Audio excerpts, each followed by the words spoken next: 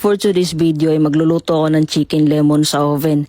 Pero klaruhin ko lang ha, hindi ito cooking show. Mamaya na yung recipe kung aabot kayo hanggang dulo. Ang topic natin ngayon ay tungkol sa mga taong mahilig mangpuna sa kapwa-tao nila. Alam nyo to, yung matagal na kayong magkaibigan tapos nagkita kayo. Excited ka pa kasi syempre reunion vibes. Tapos ang unang bungad ay, "Uy, ang taba mo na." Wow ha, hindi kumusta. Hindi ang tagal na nating di nagkita. BMI agad. May iba pa na, "Grabe, parang stress ka na ngayon ah. Parang tumanda ka bigla." Wow, salamat ha. Ikaw pa talaga ang unang reminder na hindi na pala talaga ako bata.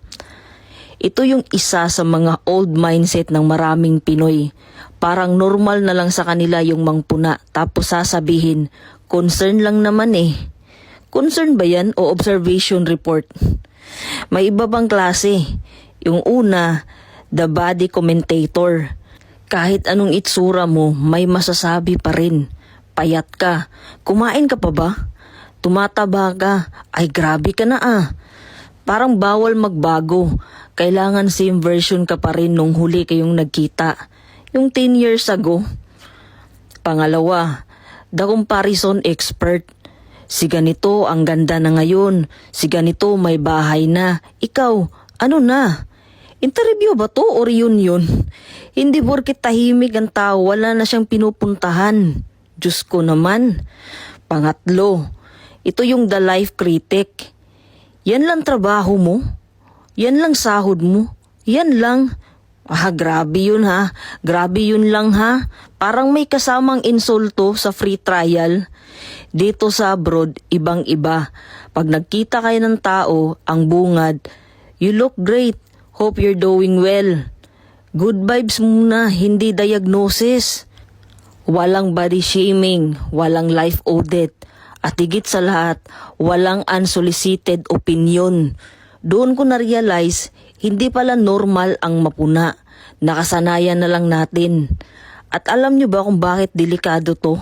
Kasi hindi mo alam ang pinagdadaanan ng tao. Yung tinawag mong tumaba, baka sakaling sa stress. Yung tinawag mong parang pagod, baka lumalaban lang sa buhay. Hindi lahat ng pagbabago kailangang i-comment. Hindi lahat ng napapansin ay kailangan mong sabihin. So ano ang lesson dito? Wala kang magandang sasabihin, manahimik ka na lang.